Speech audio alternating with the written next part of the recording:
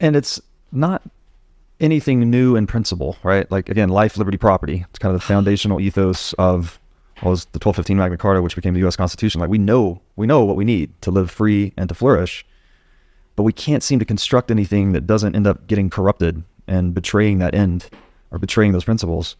So, and finally, with Bitcoin, we have something that like apparently cannot be corrupted and only serves those principles. So maybe that's why it's just so significant to us, right? It's consuming.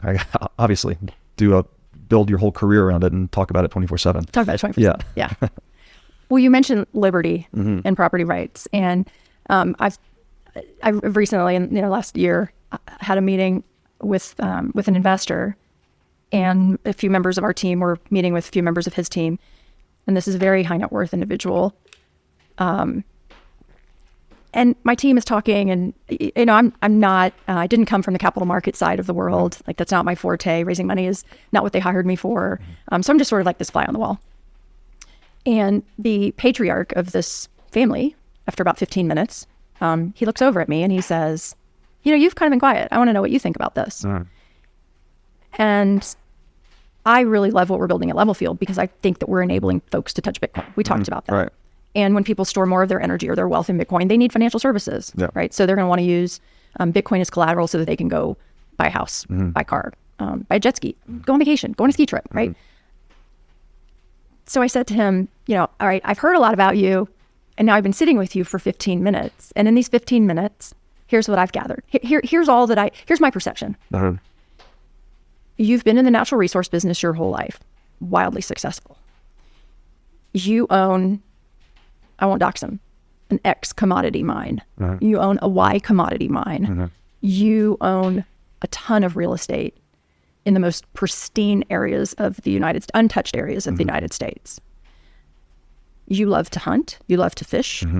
You support the national parks. You'd rather be outside than anywhere else. You value time with your family over anyone else.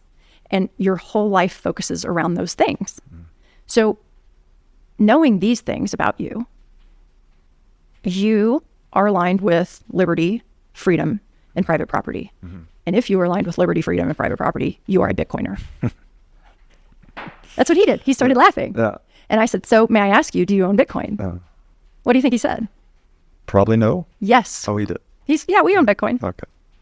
So right? Of course, it's a value alignment. Yes. It's not magic internet money. It's not garbage. It's not going away. Right.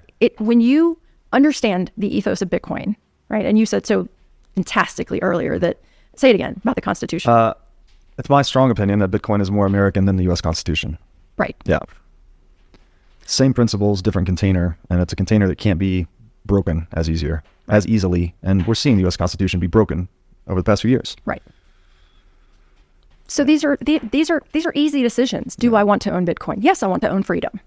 Yes, I want to own liberty. Right. That's amazing. So was he bought into the ethos of Bitcoin prior to you saying that? Yeah. Or did he just own Bitcoin? Oh, he was. Okay. Yeah.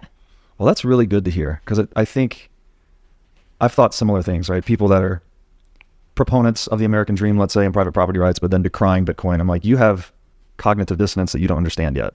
You can't advocate for the American dream or private property rights and then be bearish Bitcoin. It doesn't reconcile. So I'm glad to hear someone at that level understanding what they own. Because a lot of people, I think, own Bitcoin just, it's the 1% flyer in their portfolio or whatever. So on the private property front, I learned this, I guess, last week. I was writing something and I looked it up. Where is the U.S. on the index of private property around the world? So you can look up by country and it ranks every country. I told you this before we started, but the U.S. is 13th. Wow. On the list. I would have thought we would have been like, I don't know, certainly within the top 5. Yeah. Right? We don't have full. Yeah, I would have thought number 1 if I had to guess. I think it's Norway. I want to look into that, see what criteria they measure that by. Well, and the property rights overall, the entire index overall has declined by 4% over the last year, I think, or maybe it was 18 months. But that's terrible. Right. I mean, that's invasive and threatening. It's authoritarian. And just to be clear on a couple things. So the lockdowns, that's a violation of private property because you own yourself. If someone's going to tell you that you can't do certain things with yourself, right, that's a restriction of your private property. Fiat currency supply inflation, that's a violation of the property rights of savers. So if you're saving in dollars and the central bank is counterfeiting dollars, well, then you're having your property violated.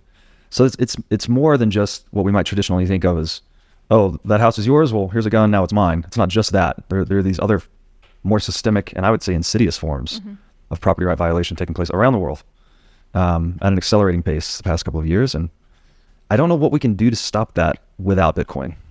Yeah, I'm not sure there's anything. I mean, our friend Greg Foss talks about, and many talk about Bitcoin as being insurance against the fiat debasement, but really it's insurance against your property rights being removed, right, or being diminished. Yeah, like you said, owning freedom or owning liberty. It's like if you own this thing that no one can touch, well, then to a certain extent, you are untouchable.